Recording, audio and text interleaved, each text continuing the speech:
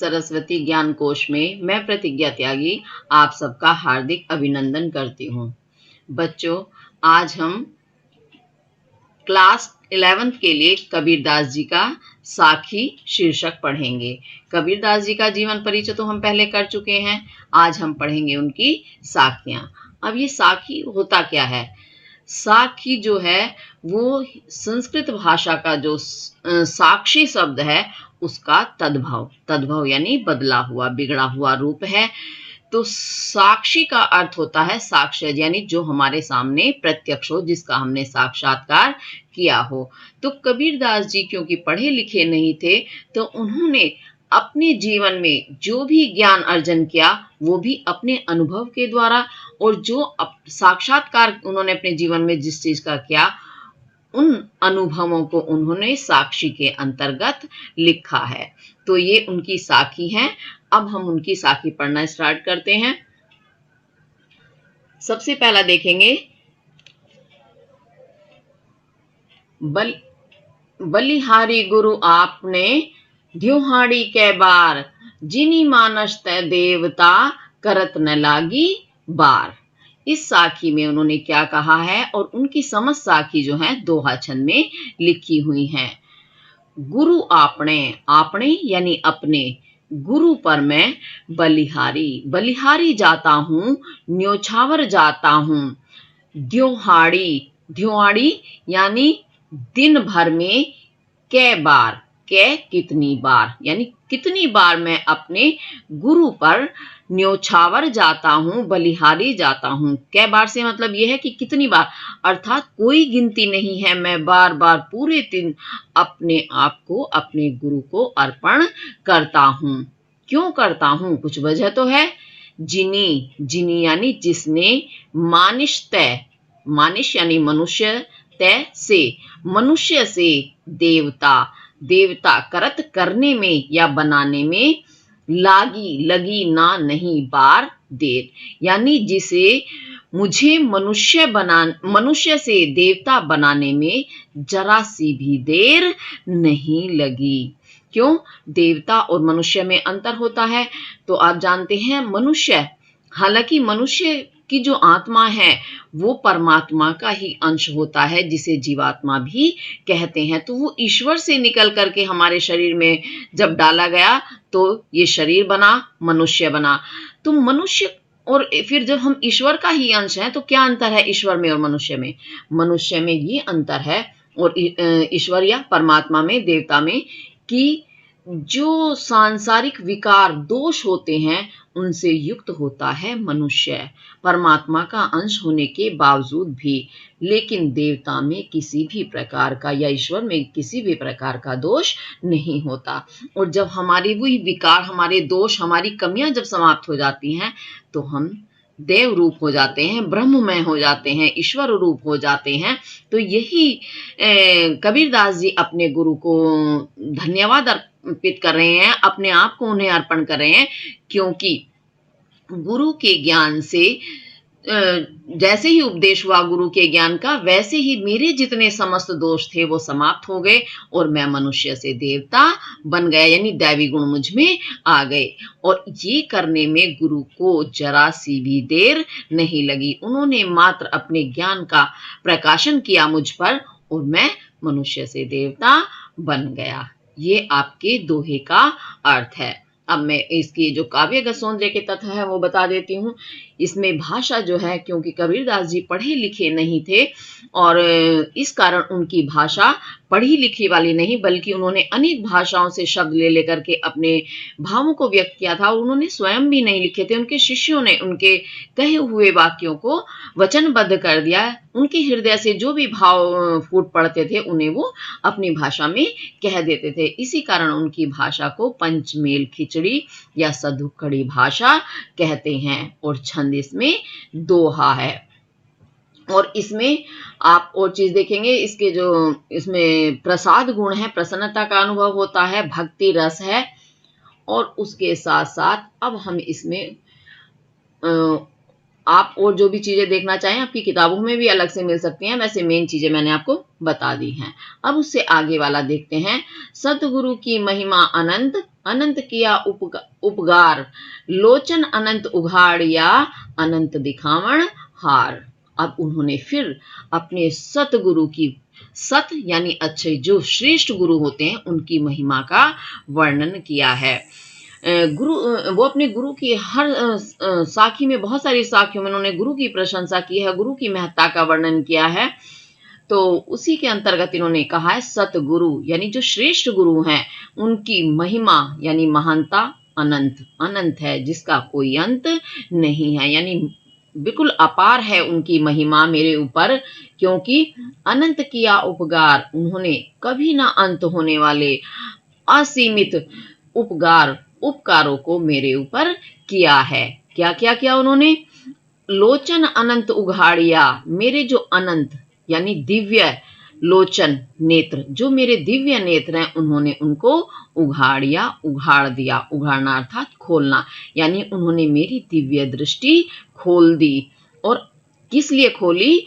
अनंत दिखावणहार, जो अनंत है, अनंत कौन है? जिसका कोई अंत नहीं होता, वो है ब्रह्म परमात्मा, यानी उस अनंत परमात्मा को दिखावणहार, दिखाने के लिए, यानी उन्होंने मुझे दिव्य दृष्टि प्रदान की, और उस दिव्य दृष्टि के कारण मैं उस अनंत ब्रह्म को, जिसका कोई अंत ही नहीं है, उस अलौकिक ब्रह्म को देख पाया या देख सका। इतना बड़ा महान उपकार मेरे गुरु ने मुझ पर किया है। तो अब देखेंगे आप इसमें, वही आपका ये दोहा छंद है, और दोहा छंद के साथ साथ आपकी सधुकड़ी या पंचमेल खिचड़ी है, और रस इसमें भक्ति रस है। एक चीज और देखेंगे, अनंत अनंत वर्ण जो है आपका 4 बार आ रहा है। तो इस अनंत, पहले अनंत और दूसरे अनंत का अर्थ तो वही अपार या असीमित में आता है, और दूसरे अनंत, तीसरे अनंत का अर्थ होता है आपका दिव्य, और अनंत यानी ब्रह्म, ब्रह्म या परमात्मा के लिए आया है। तो एक वर्ण की आवृत्ति 4 बार हुई है, तो एक वर्ण जब बार बार आए उसके अर्थ हर बार अलग निकलते हैं, तो आपका यमक अलंकार बनता है। तो इस तरह से ये आपका यमक अलंकार हुआ। आपको समझ में आया होगा। अब इससे आगे चलते हैं। दीपक दिया तेल भरी, बाती दई अघट, पूरा किया बिसुहाना, बहुरी न आवो हट। अब इसमें क्या कहते हैं कबीरदास जी? दीपक दिया, दीपक यानी ये शरीर रूपी दीपक परमात्मा ने मुझे दिया, और क्या दिया? तेल भरी, तेल से भरा हुआ, तेल यानी प्रेम रूपी तेल से भरा हुआ ये शरीर रूपक जो है वो दीपक मुझे दिया ईश्वर ने। और बाती दई अगट, उसमें बाती, बत्ती जो जलती है, आपने देखा होगा दीपक में तेल भरा होता है और एक बत्ती होती है जो बत्ती जलती है, तो उसमें जो बत्ती लगी हुई है यानी मेरे शरीर रूपी दीपक में, वो बाती बत्ती कैसी है? अघट, कभी भी ना घटने वाली, कभी समाप्त ना होने वाली, ऐसी बाती उन्होंने दई दी है मुझे। तो यहाँ बाती से तात्पर्य है ज्ञान रूपी, यानी ज्ञान रूपी उन्होंने मुझे कभी ना समाप्त होने वाली बत्ती दी है।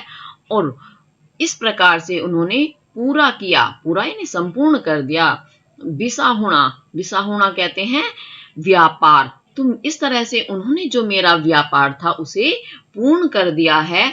अब बहुरी, मुझे बहुत ज्यादा बार बार दोबारा न आओ, नहीं आना पड़ेगा। हट, हट कहते हैं बाजार को, यानी मुझे अब बाजार में दोबारा नहीं आना पड़ेगा। ये तो इसका शाब्दिक अर्थ है। अब मैं इसको एक बार अपने शब्दों में समझा देती हूँ तो आपको अच्छे से समझ में आएगा कि मेरा जो शरीर है ये एक दीपक है, और उस दीपक में प्रेम रूपी जो तेल ईश्वर ने भर दिया है, और उसके साथ उन्होंने मुझे ज्ञान रूपी बत्ती प्रदान की, जो बत्ती कभी समाप्त नहीं होगी। अगर बत्ती समाप्त नहीं होगी तो दिया जलता ही रहेगा। तो इस प्रकार से ये शरीर एक दीपक है, इसमें जो प्रेम है वो तेल है, और जो ज्ञान है वो ज्ञान बाती है। और इस तरह से जब मुझे या मेरे शरीर में ज्ञान का प्रकाश हो गया, तो ये संसार क्या है?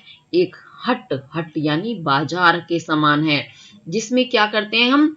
विसुहणा, विसुहणा यानी व्यापार, व्यापार करते हैं, यानी खरीदने बेचने का कार्य करते हैं। अर्थात जैसे कर्म हम करते हैं, कमाते हैं, फिर उनका हमें उत्तर देना होता है, यानी उन कर्मों को हमें भुगतना पड़ता है।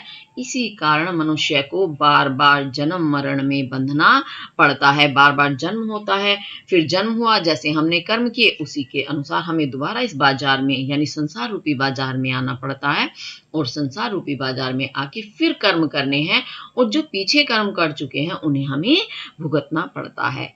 लेकिन जब हमें ज्ञान प्राप्त हो जाता है, हमारा ज्ञान प्रकाशमान हो जाता है, अज्ञान समाप्त हो जाता है, तो हमारा ये जन्म मरण का जो व्यापार है वो इस संसार में समाप्त हो जाता है। और जब व्यापार ही समाप्त हो गया तो फिर इस बाजार में आने की क्या आवश्यकता है, यानी आवश्यकता ही नहीं है। यानी हमारे जन्म मरण का जो क्रम था वो समाप्त हुआ और जो हमारी जीवात्मा है वो परमात्मा में मिल जाती है, अर्थात मोक्ष की प्राप्ति हो जाती है ज्ञान मिलने पर।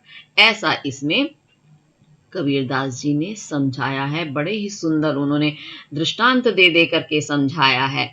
अब आप इसमें देखेंगे, आपका वही दोहा छंद है, भाषा सधुकड़ी है, प्रसाद गुण है, भक्ति रस है, लेकिन उसके अलावा एक और बड़ी ही सुंदर चीज है, दीपक। शरीर को सीधे दीपक कहा गया है, दीपक के समान नहीं कहा गया है।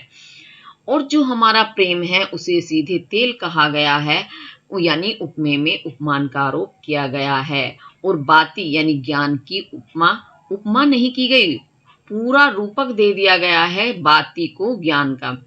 ठीक है, तो इस तरह से और ये हट यानी बाजार, ये संसार को बाजार कहा है उन्होंने, और ये जन्म मरण का जो चक्र है उसे उन्होंने व्यापार कहा है। तो इस कारण उपमेय में उपमान का भेद रहित आरोप होने के कारण इसमें आपका रूपक अलंकार बनता है। और रूपक भी कौन सा है, अतिशयोक्ति, यानी बहुत ही बड़ा चढ़ा करके उन्होंने रूपक दृष्टांत दिए हैं, इस कारण इसमें आपका रूपक अतिशयोक्ति अलंकार बनता है। और शब्द शक्ति जो है आपकी वो है अभिधा और लक्षणा। ठीक, अब इसके साथ आपका ये पूरा हुआ। अब हम आगे बढ़ते हैं, आगे देखेंगे। बूढ़े थे परी उबरे, गुरु की लहरी चमकी, भेरा देखा जरा, उतरी परे फिरंकी। अब इसमें क्या कहते हैं कबीरदास जी थे कि बूढ़े थे, बूढ़ना अर्थात डूबना, डूब रहे थे परी, परंतु उबरे, उबर गए, उबर आना यानी ऊपर आ जाना, डूबने से बच जाना, यानी हम डूब रहे थे परंतु हम बच गए, उबर गए। कैसे बचे, कैसे उबरे, गुरु की लहरी चमकी, जो गुरु की ज्ञान की जो लहर थी वो चमकी, चमक गई, यानी गुरु के ज्ञान की जैसे ही लहर चमकी हम बूढ़ते हुए, डूबते हुए उबर गए, अर्थात बच गए। और जैसे ही गुरु के ज्ञान का प्रकाश हुआ तो उस ज्ञान के प्रकाश में जो भेड़ा, यानी भेड़ा था हमारा, बेड़ा यानी नाव, वो कैसा था, जर्जरा, जीर्ण शीर्ण हो गया था, बिल्कुल टूट फूटने को एकदम तैयार था, जर्जर हो गया था। वो देखा, हमने देख लिया, यानी गुरु के ज्ञान के प्रकाश में हमें वो अपना बेड़ा या नाव, जर्जर नाव जो थी वो देखा, दिखाई पड़ गई। और जैसे ही हमने देखा कि हमारी तो नाव ये जर्जर हो गई है, किसी भी समय हमारे लिए घातक हो सकती है, हम उतर पड़े फिरंकी, तुरंत छलांग लगाकर या कूदकर तुरंत हम उस बेड़े से या नाव से उतर गए। ये तो आपका शाब्दिक अर्थ है। अब थोड़ा सा मैं इसको अपने शब्दों में समझा देती हूँ। कहने का तात्पर्य यह है कि ये संसार जो है, ये संसार एक भव सागर है, सागर के समान है, जिसमें मोह माया का जो बंधन है वो क्या है, हमेशा हमें डुबाने वाला है इस संसार रूपी सागर में। लेकिन जिसे गुरु का ज्ञान प्राप्त हो जाए, ज्ञान प्राप्त होने के कारण हम बच जाते हैं। क्यों, ये जब हमें गुरु का ज्ञान प्राप्त हो जाएगा तो हमारा मोह माया रूपी जो अज्ञान है वो समाप्त हो जाएगा। और जो हमारा शरीर है ये कैसा है, एक बेड़े, नाव के समान है। इसी शरीर के सहारे तो हम जन्म मरण में इस संसार के भव सागर को पार करते हैं। और लेकिन ये शरीर कैसा है, जर्जर है, बिल्कुल जीर्ण शीर्ण है, कोई भरोसा नहीं है कब ये टूट जाए। तो इस शरीर के सहारे जीने का कोई फायदा नहीं है। फायदा किस चीज का है, हरि भजन का, यानी जब गुरु ने हमें ज्ञान दिया, हरि भजने को, ब्रह्म का ज्ञान दे दिया, तो हमें इस शरीर का घमंड नहीं करना चाहिए, इसको व्यर्थ समझ करके, क्योंकि तो व्यर्थ ही है, जिस दिन आत्मा इससे निकलेगी ये नष्ट हो जाना है। तो इस कारण हम इस शरीर का घमंड को छोड़ करके हमें ईश्वर का ध्यान करते हुए इस भव सागर से तुरंत उतर जाना चाहिए, यानी हमें ईश्वर की भक्ति में लीन हो जाना चाहिए। ये सब कैसे संभव है? गुरु के ज्ञान से। तो ये अब आपको समझ में आया होगा।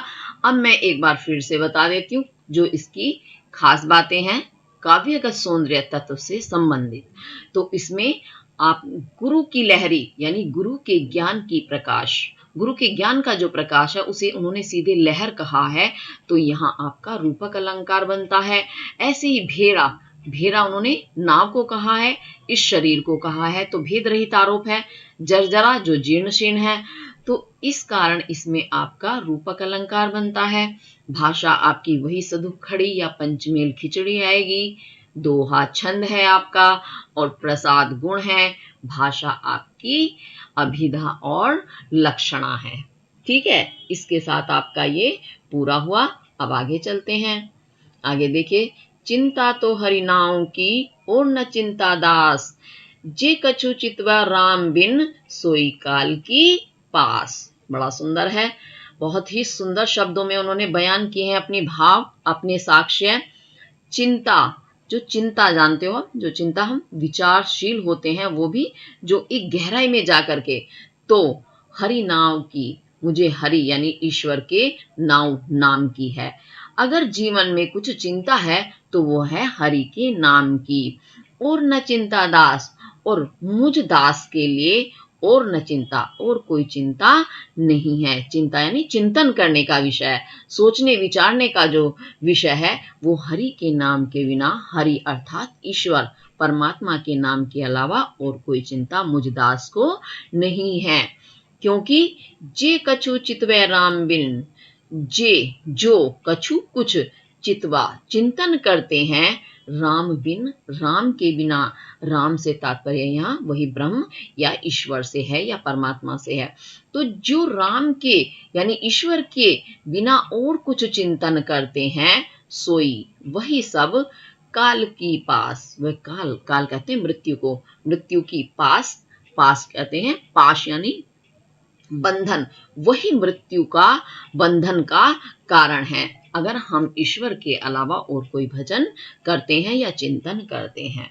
तो ये इसका शाब्दिक अर्थ है, एक बार मेरे शब्दों में समझ लीजिए। वैसे बिल्कुल सीधा साधा है, कोई खास इसमें नहीं है, लेकिन फिर भी मैं एक बार बता देती हूँ।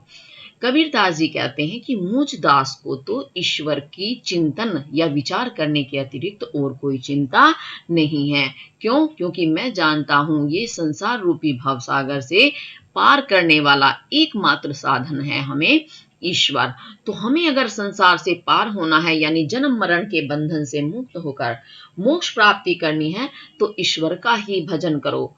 इसके अतिरिक्त यानी ईश्वर के अतिरिक्त अगर आप संसार में और अन्य चीजों का चिंतन करते हैं, और चीज क्या, यानी स्वार्थ से संबंधित, हमें इस चीज से फायदा मिल जाए, उस चीज से फायदा मिल जाए, या मुझे ये सुख प्राप्त हो जाए, जो झूठे सुख हैं उन्हें हम असली सुख मान करके उनका चिंतन करते हैं, हमेशा इसी कोशिश में रहते हैं एक के बाद ये चीज मिले, वो चीज मिले। हमें भौतिक सुखों की, मोह माया की जो लालसा रहती है, वह सब क्या है, काल की पास, हमें काल के समीप ले जाने वाली, मृत्यु के समीप ले जाने वाली, या मृत्यु का बंधन, जन्म और मृत्यु का बंधन है वो, उसी के कारण हम बंधते हैं, क्योंकि हम मोह माया में फंस जाते हैं। जबकि हमें अनेक जन्मों के बाद बहुत सारे जन्म लेते हैं, जैसा कि सुना जाता है कि 84 लाख योनियों में बड़ी मुश्किल से मानव का शरीर हमें ईश्वर ने दिया, और हम उसे किस चीज में व्यर्थ करते हैं, अपने स्वार्थ में, अपने लालच में, मोह माया में। मेरा मेरा मेरा, हर व्यक्ति जानता है यहाँ मेरा कुछ नहीं है, एक दिन सबको छोड़ के जाना है, उसके बावजूद भी हम उसी चीज के पीछे दौड़ते रहते हैं। तो यही सारी चीजें हमें बांधने वाली होती हैं, यही हमारे मृत्यु का या जन्म मरण का कारण बनती हैं। अब इसमें आप देखेंगे वही सारी चीजें हैं आपकी। और चीज देख लेते हैं, और बाकी सब चीज तो इसमें आपका कुछ खास मुझे नजर नहीं आ रहा है। आप देखेंगे तो आपको कुछ कुछ चीजें इसमें मिल जाएंगी, जैसे शब्द शक्ति तो आपकी वही रहेगी, अभिधा है, इसमें भी कुछ सीधे बात कही गई है और कुछ इसमें है ही नहीं, और दोहा आपका छंद है, सदुक्कड़ी भाषा है। अच्छा, इसमें उन्होंने निदर्शना अलंकार का प्रयोग किया है, क्योंकि निदर्शन उन्होंने दे करके इसे प्रदर्शित किया है। ठीक है, अब आगे चलते हैं फिर। तू करता तू भया, मुझ में रही न हूं, बारी फेरी बली गई, जित देखो तित तू। तू यानी तुझे तुझे ही, करता करते करते, तू भया मैं तू ही भया हो गया हूं। तू से मतलब है यानी तेरा नाम पुकारते पुकारते, तू भया मैं तेरे ही रूप वाला हो गया हूं, मुझ में रही न हूं, क्योंकि तुम्हारा नाम पुकारने से, तेरा नाम पुकारने से हे ईश्वर मैं तेरे स्वरूप वाला हो गया। अब जब मैं तेरे स्वरूप का हो गया तो मुझ में रही न हूं, हूं का मतलब है यहाँ अहम, घमंड, जो मेरा अहंकार था अब वो तो मेरा समाप्त हो गया, क्योंकि मेरा अपना कुछ नहीं रहा, मैं तो तेरे ही स्वरूप वाला हो गया हूं। और बारी फेरी, बारी कहते हैं बार बार आना, फेरी फेरा लगाना, बार बार आने जाने का जो ये चक्र है, यानी आने जाने का चक्र क्या है, जन्म और मृत्यु, जन्म और मृत्यु। तो बार बार जो हम यहाँ फेरा लगाते हैं इस भवसागर में, संसार रूपी भवसागर में, वो मेरा फेरा बली गई, बल गया, बलना यानी जलना, यानी मेरा जो जन्म मरण का चक्र था वो अब जल गया, अर्थात जलकर समाप्त हो गया। अब उसके बाद जित देखो, जिधर भी मैं देखता हूं, तित उधर तू, उधर मुझे तू ही तू नजर आता है। अब ये तो इसका शाब्दिक अर्थ है, हम मेरे शब्दों में एक बार समझ लीजिएगा। यानी जब मैं दिन रात तू यानी तेरा नाम पुकारता रहा, कहता रहा, तो मुझे ज्ञान की प्राप्ति हो गई, ईश्वर की प्राप्ति हो गई, इसीलिए मैं ईश्वर के स्वरूप वाला हो गया। ईश्वर के स्वरूप से, अभी जैसा कि मैं ऊपर वाले में भी बता चुकी हूँ, ऊपर वाले दोहे में, कि जो मनुष्य है वो ईश्वर का ही अंश है, मनुष्य का शरीर नहीं, जो आत्मा है वो ईश्वर का ही अंश है, जीवात्मा हमारी। और जब हम अज्ञान के कारण उसे नहीं देख पाते, नहीं समझ पाते, ना उसका स्वरूप समझ में हमें आता है, सिर्फ हमें तो सांसारिक चीजें, सांसारिक वस्तु ही अपनी लगती हैं, हम उसी के बंधन में बंधे रहते हैं। लेकिन जब हमें ज्ञान प्राप्त हो जाता है तो ज्ञान प्राप्त होने पर क्या होता है, हमें असलियत समझ में आ जाती है कि संसार तो ये नश्वर है, हमें विनाश की ओर ही ले जाने वाला है, बार बार बंधन में बांधने वाला है। तो अहंकार समाप्त हो जाता है और हम ईश्वर स्वरूप हो जाते हैं, यानी जीवात्मा परमात्मा से साक्षात्कार कर लेती है। और जब साक्षात्कार हो गया ईश्वर का तो क्या होगा, यानी मोक्ष की तरफ हम चल पड़े, तो ये बार बार जन्म मरण का चक्कर है वो समाप्त हो जाता है, वो जल जाता है, भस्म हो जाता है। और उसके बाद तो मनुष्य का अहम बिल्कुल समाप्त हो जाता है, और ज्ञान के प्रकाश में उसे जित देखो, जिधर भी देखता है वह तित तू, उधर तू ही तू दिखाई देता है, अर्थात ईश्वर में ही हर चीज नजर आती है, हर वस्तु में ईश्वर के दर्शन होते हैं। ऐसा कबीरदास जी इस दोहे में कहना चाह रहे हैं। अब ये आप देखेंगे, अर्थ आपको समझ आया होगा। तू वर्ण की आवृत्ति यानी पुनरावृत्ति अलंकार इसमें बन रहा है, और ता वर्ण की आवृत्ति के कारण यहाँ आपका अनुप्रास अलंकार भी बन रहा है। भाषा आपकी सदुक्खड़ी है, और उसके साथ दोहा आपका छंद है, और भाषा जो है नहीं, भाषा तो हो गई सदुक्खड़ी, जो इसमें आपकी शब्द शक्ति है वो शब्द शक्ति क्या हो गई आपकी, अभिधा और लक्षणा हो गई। अच्छा, एक चीज और, भक्ति रस और शांत रस दोनों ही है इसमें है। उसके बाद देखो बारी फेरी, यानी बारी फेरी यानी बार बार जन्म मरण का चक्र, ये प्रतीक दे करके कबीरदास जी ने ये इसको साक्ष्य को प्रस्तुत किया है। तो ये प्रतीक देने के कारण यहाँ आपका प्रतीकात्मक अलंकार हो गया है। और उसके बाद रूपक भी इसमें दिखाई दे रहा है, बारी फेरी यानी बार बार जन्म लेना, जो है ये आपका रूपक सीधे प्रस्तुत किया गया है उपमेय में उपमान का आरोप किया गया है, इस कारण इसमें आपका रूपक अतिशयोक्ति अलंकार है, और पुनरुक्ति तो आ गई ही है तू तू वर्ण की आवृत्ति होने के कारण। इस तरह से आपका ये वाला दोहा भी पूरा हुआ। अब आगे देखते हैं। कभी सूता क्या करे, काहे न देखे जागी, जाके संग तय बिछुड़िया, ताही के संग लागी। अब देखो इसमें बड़ा सुंदर वर्णन कबीरदास जी ने किया है। कबीरदास जी कहते हैं, कबीर सूता सोते हुए क्या करे, तू क्या कर रहा है, नहीं सो करके तू क्या कर रहा है, काहे न देखे जागी, जाग करके काहे न देखे, क्यों नहीं देख रहा है, यानी तू सो रहा है, पड़ा हुआ मनुष्य का जन्म लिया और सोने में गंवा रहा है, जाग करके क्यों नहीं देखता। क्या नहीं देखता, जाके संग तय, जिसके, जाके यानी जिसके संग, साथ से, तय से, बिछुड़िया तू बिछुड़ गया था, ताही के संग, ताही यानी उसी के संग लागी, फिर से लग जा या उसे ही प्राप्त कर ले। ये तो इसका शाब्दिक अर्थ है। अब मैं आपको इसका भावार्थ समझाती हूँ। कबीरदास जी हैं, वो जीवात्मा को जागरूक करते हुए, उसे संबोधित करते हुए कह रहे हैं परमात्मा से मिलन के लिए। क्या कह रहे हैं कि सूता, सो करके क्या करे, तू क्या करेगा, सोना अर्थात अज्ञान का प्रतीक है सूता। काहे ने देखे जागी, जाग करके क्यों नहीं देख रहा, यानी ज्ञान, यानी अज्ञान में सो करके जीवन बिता रहा है, जाग करके यानी ज्ञान प्राप्त क्यों नहीं करता है। अगर तूने ज्ञान प्राप्त कर लिया, जागरण अवस्था में तू पहुंच गया, तो जाके संग तय, जिसके साथ से, हे जीवात्मा तू बिछुड़ गई थी या बिछुड़ गया था, किससे बिछुड़ गया था, यानी परमात्मा से, क्योंकि जीवात्मा परमात्मा का ही अंश है। जब मानव शरीर में जीवात्मा धरती पर आया तो ईश्वर से उसका बिछड़ाव हो गया।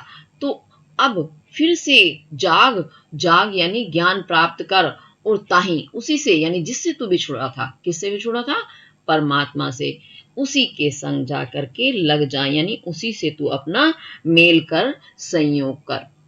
जो वास्तविक तथ्य है इस जीवन का, वो ये नहीं है हम धरती पर आए हैं, खाएं पिएं सोएं और जीवन व्यर्थ में बिता दें। इस मानव शरीर के प्राप्त होने का भी लक्ष्य है, वास्तविकता है कुछ। वो वास्तविकता क्या है, असली जो जीवन का सार है यही है कि ज्ञान का प्रकाश जो प्राप्त करके अज्ञान रूपी अंधकार को समाप्त करो और मोक्ष की तरफ चलो, अर्थात ईश्वर प्राप्ति में लग जाओ। यही जीवन का लक्ष्य है।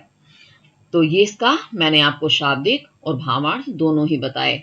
अब सूता यानी सो करके दृष्टांत दिया है उन्होंने। सोना किसका प्रतीक है, अज्ञान का प्रतीक है, और जागी, जागना ज्ञान का प्रतीक है। तो इस तरह से इसमें प्रतीकात्मकता का वो किया गया है वर्णन, और भाषा आपकी सधु खड़ी है, दोहा आपका छंद है, और जो इसमें अलंकार है अन्योक्ति है। अन्योक्ति यानी कहा तो कुछ और गया है और उसके पीछे भाव कुछ और है। जो मैंने शाब्दिक अर्थ बताया वो अलग है, और जो मैंने भावार्थ बताया वो अलग है, इसलिए अन्योक्ति इसमें अलंकार हो गया, और रस है इसमें शांत, शब्द शक्ति जो है आपकी इसमें लक्षणा है, और दोहा छंद है गुण प्रसाद। इसके साथ ही आपका पूरा हुआ। अब आगे देखेंगे। केसु कही कही कूकिए, न सोइए असरार, राति दिवस के कूकणे, कभू लगे पुकार। कबीरदास जी बड़ा सुंदर वर्णन करते हैं फिर इसमें।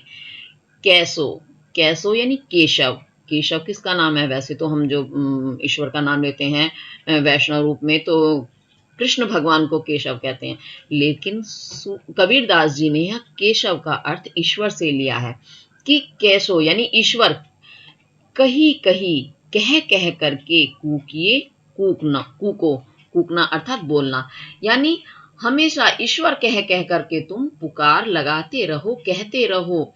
न सोइए असरार, असरार कहते हैं आलस्य में, न सोइए सोते मत रहो।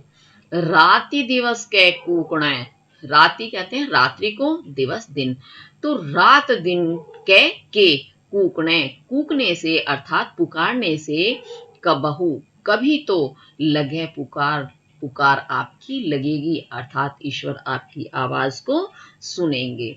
तो केसु कही कही कूकिए, यानी ईश्वर कह कह कर दिन रात पुकार लगाते रहो, आवाज देते रहो ईश्वर को। ना सोइए असरार, असरार यानी आलस्य में सोते मत रहो, जीवन को व्यर्थ मत करो। तो जब आप रात दिवस के कूकणे, जब आप रात दिन कूकते रहोगे अर्थात ईश्वर को पुकारते रहोगे, तो कबहू लगे पुकार, कभी तो आपकी पुकार लगेगी अर्थात ईश्वर तुम्हारी आवाज को सुनेंगे। ये इसका शाब्दिक अर्थ है। एक बार मैं फिर अपने शब्दों में से बता देती हूँ। यानी हमने ये मानव शरीर प्राप्त किया है किस लिए? कर्म करने के लिए, ऐसे कर्म करने के लिए जिससे हम मोक्ष की प्राप्ति करें, हम ईश्वर की प्राप्ति करें। ना कि इसलिए ये मानव शरीर मिला है कि खाओ पियो आलस्य में पड़े हुए सोते रहो, जीवन को व्यर्थ गंवा दो। तो आलस त्याग करके ईश्वर का भजन करो, दिन रात ईश्वर को पुकारो। तो जब आप दिन रात पुकारोगे तो ईश्वर तक कभी ना कभी आपकी आवाज जरूर जाएगी, वो तुम्हारी प्रार्थना सुनेंगे और सुनने के कारण क्या होगा? तुम्हें मोक्ष की प्राप्ति हो जाएगी। तो इसमें यही बताया है कबीरदास जी ने कि आलस्य को छोड़ करके ईश्वर के नाम का भजन करो। अब इसका जो है मैंने शाब्दिक अर्थ भी बता दिया है, भावार्थ भी। एक बार अब इसका हम काव्यगत सौंदर्य के तत्व देख लेते हैं। तो इसमें क्या है? भाषा आपकी वही पंचमेल खिचड़ी है। अलंकार कही कही यानी कह कह करके एक शब्द को पुनरुक्ति फिर से रिपीट करना, ये पुनरुक्ति प्रकाश है। और का कैसो कही कही कूकी, का वर्ण की आवृत्ति है। नीचे वाली लाइन में भी का वर्ण की आवृत्ति होने के कारण यहाँ आपका अनुप्रास अलंकार बनता है। और रस वही शांत रस है। शब्द शक्ति आपकी लक्षणा है, गुण प्रसाद है, और दोहा जो है वो छंद है, दोहा छंद है इसमें। तो इस तरह से जो आपका ये वाला पूरा हुआ। अब हम आगे चलते हैं, देखते हैं। लंबा मार्ग दूरी घर, बिकट पंथ बहुमार, कहूं संतो क्यों पाइये, दुर्लभ हरि दीदार।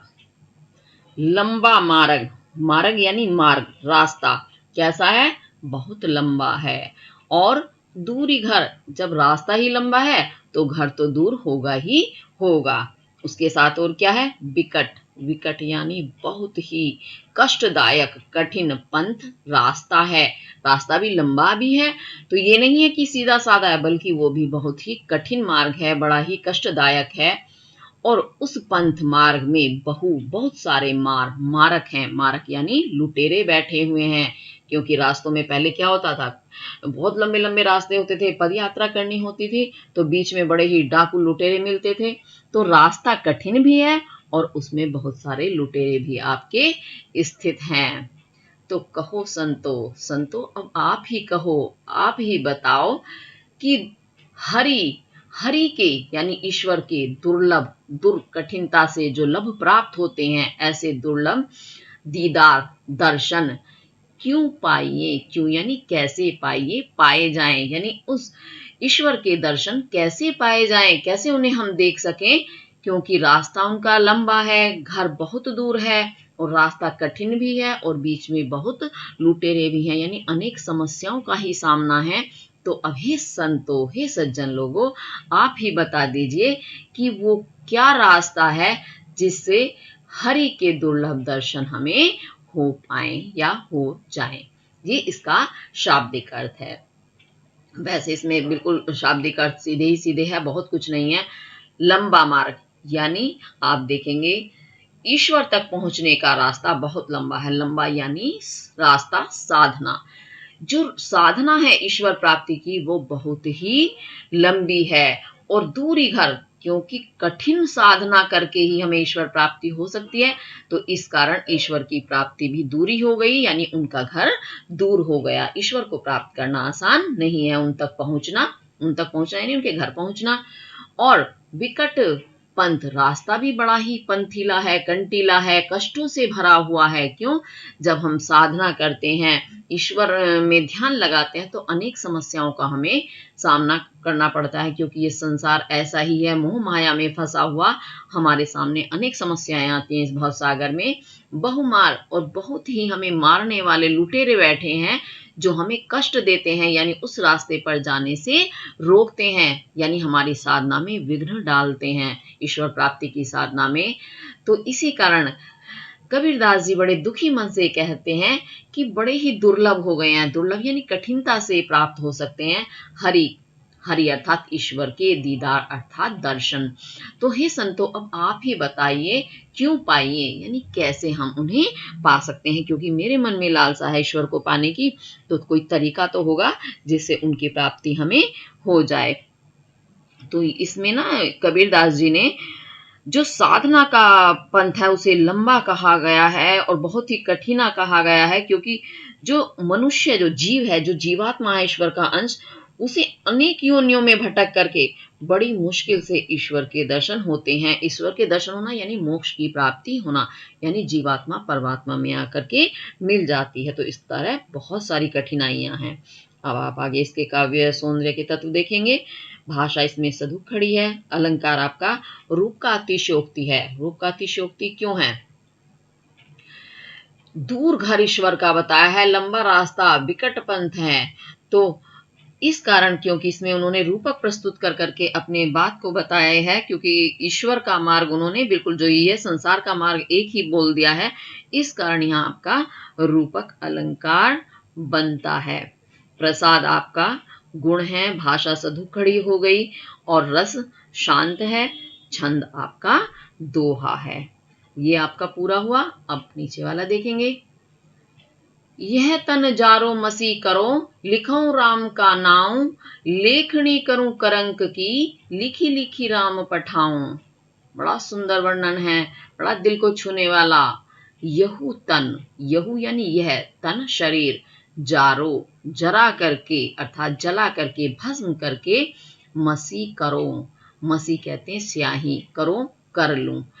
इस शरीर को जला करके मैं स्याही कर लूं और लिखूं राम का नाम, उस स्याही से लिखूं, लिखूं राम का नाम, नाम यानी नाम, और उस स्याही से मैं राम का नाम लिखूं। और क्या करूं?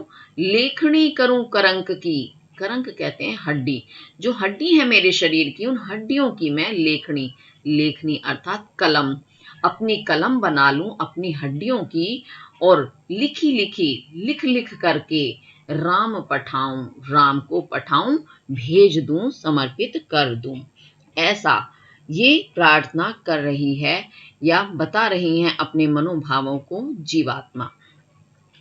इस वाले दोहे में कबीरदास जी ने जीवात्मा को तो पत्नी के या प्रेमिका के रूप में, और ईश्वर को या परमात्मा को प्रेमी या प्रियतम के रूप में प्रस्तुत किया है। तो वो जीवात्मा जब परमात्मा से बिछुड़ गई, तो बिछुड़ने के कारण वो हो गई भगवान की या ईश्वर की विरहिणी। तो अपनी विरहिणी दशा का वर्णन करते हुए ये जीवात्मा रूपी विरहिणी क्या कह रही है कि मैं इतने उसके दुख में पीड़ित हूं, विरह में व्याकुल हूं, कि मेरा मन करता है कि हे जीवात्मा, मैं अपने इस शरीर को जला करके मसी करो, स्याही बना लूं, और करंक की, और जो मेरे शरीर की हड्डियां हैं इन्हें लेखनी करूं, अपनी लेखनी अर्थात कलम कर लूं, अर्थात कलम बना लूं, लिखो राम का नाम, और उस कलम से और मसी स्याही से राम का नाम ना लिखूं, लिखूं यानी लिखूं, मैं राम का नाम उस स्याही और कलम से लिखूं। और उस लिखने के बाद क्या करना है? लिखी लिखी यानी लिख लिख करके क्या?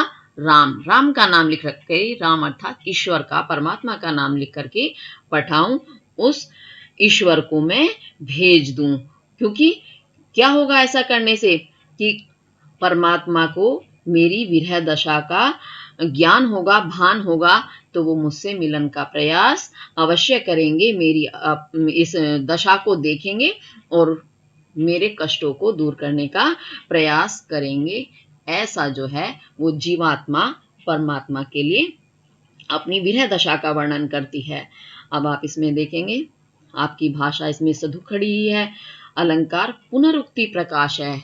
क्यों पुनरुक्ति? राम राम है, तो लिखी लिखी, लिखी लिखी वर्ण की आवृत्ति हो रही है, इसलिए इसमें पुनरुक्ति प्रकाश हो गया। और आप यहाँ देखेंगे इसमें लिखी लिखी में और ला लेखनी में भी लाला वर्ण की आवृत्ति होने के कारण आपका यहाँ अनुप्रास अलंकार है। और शांत भक्ति रस है और शब्द शक्ति आपकी लक्षणा है, गुण प्रसाद है। तो इस तरह से आपका ये दोहा है पूरा हुआ। और इसी के साथ हमारा आज का जो ये साखी हैं ये पूर्ण हुई। बाकी जो शेष बची हैं उन्हें मैं अगली वीडियो में लेकर के आऊंगी। और अगर आपको मेरी ये वीडियो पसंद आती हैं तो आप लाइक, शेयर और सब्सक्राइब जरूर करें। धन्यवाद।